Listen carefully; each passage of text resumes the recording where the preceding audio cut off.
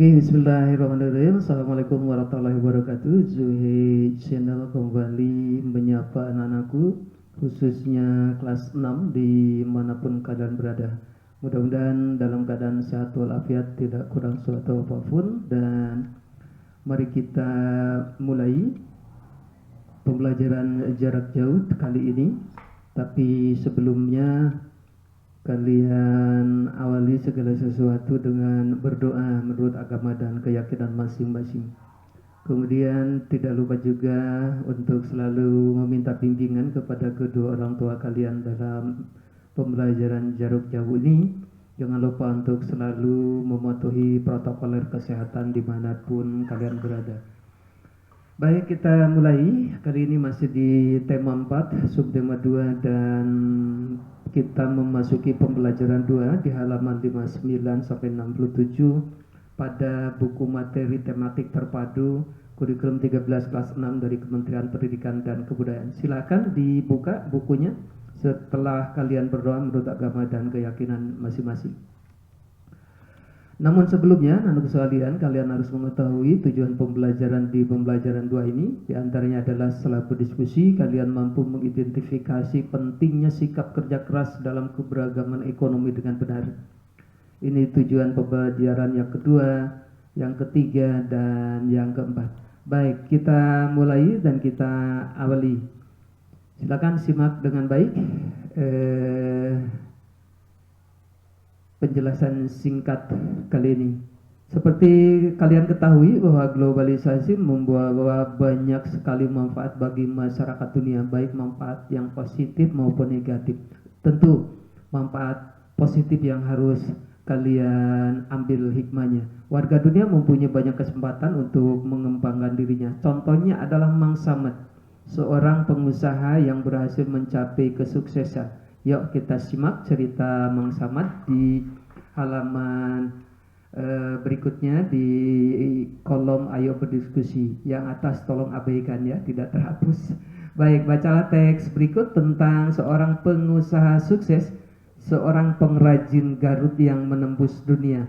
Siapa Bapak Samad atau Mang Samad? Apa usaha Mang Samad? Bagaimana sepak terjang Mang Samad sehingga kerajinannya mampu menembus dunia?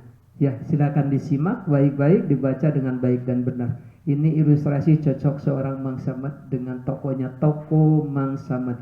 Ya, ikuti dan simak baik-baik ceritanya.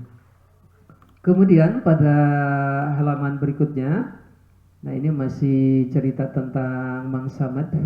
Nah, di halaman berikutnya ada beberapa pertanyaan berdasarkan teks di atas tentang Mang Samad. Diskusikan pertanyaan berikut. Siapakah Mang Samad? Nah, kalau kalian baca dengan baik dan benar tentu akan bisa menjawab siapakah Mang Samad. Silakan dibuka kembali cerita tentang Mang Samadnya. Bagaimana Mang Samad mengawali usahanya, semua ada di bacaan teks tentang pengusaha Garut yang menembus dunia internasional. 4, 5, 6, 7 juga sama. Kemudian di halaman berikutnya bahwa masyarakat Indonesia mempunyai keberagaman ekonomi. Seperti yang telah kamu pelajari sebelumnya, bahwa keberagaman itu dipengaruhi oleh banyak faktor. Salah satunya adalah keterampilan dan pendidikan serta usaha keras seperti yang dilakukan oleh Mang Samad. Nah, setiap orang mempunyai potensi diri yang berbeda. Potensi tersebut harus diasah supaya seseorang bisa berhasil. Nah, di era globalisasi seperti sekarang ini, setiap orang harus terus meningkatkan potensinya supaya ia terus bersaing secara sehat. Nah, siapkah kamu menghadapi era globalisasi? Nah, jawabannya ada pada diri kalian.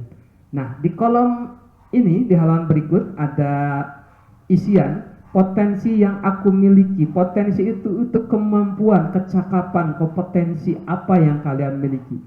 Potensi yang perlu aku kembangkan. Usaha untuk mengembangkan diri. Misalnya kita kecil-kecilan saja. Di kampung misalkan kalian punya potensi. Kalau musim layangan tuh ada banyak anak-anak yang bermain layangan dan kalian punya kemampuan untuk merancang dan membuat sebuah layangan. Itu adalah juga potensi. Kemudian potensinya, misalkan tulis di sini, potensi yang perlu aku kembangkan. Perlu dikembangkan tidak potensi yang kalian miliki tersebut?